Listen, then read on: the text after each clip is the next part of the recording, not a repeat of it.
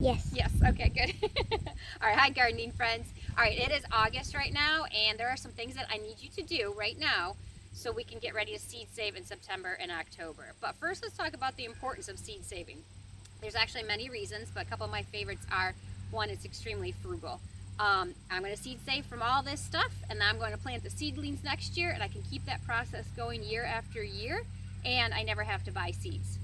Second reason is every time you seed save from your own garden, your own environment, the seeds adapt to that area. It adapts to that weather, that climate, that soil, and it becomes better and better each year. So you're doing a really great thing for your local garden as well. So it's awesome on the budget, and it actually helps how you grow things. So let's talk about a couple things that I need you to do right now.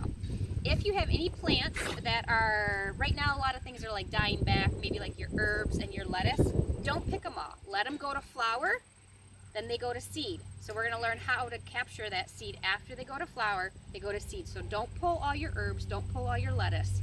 A lot of other things we're going to learn about is some seeds need to be fermented to be able to propagate for next year, and some you can just pick right out of the item, and then you'll save them like that. So we're going to learn about zucchini. So don't pick all your plants. Make sure you leave some to go bigger than what you would normally pick, and then they need to kind of like get them more mature and actually sometimes mushy, like cucumbers and zucchini. You can kind of let the actual thing go mushy, and then you seed save from that.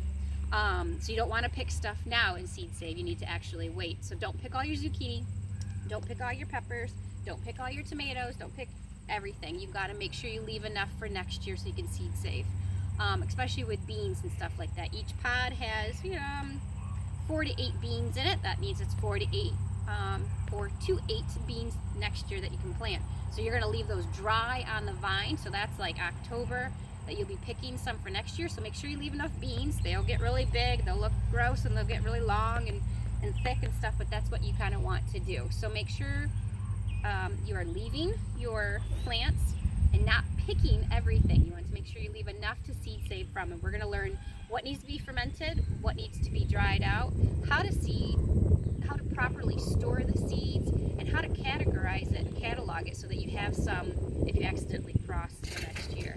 And you're also going to learn about what seeds are really easy to save and some are extremely hard to save.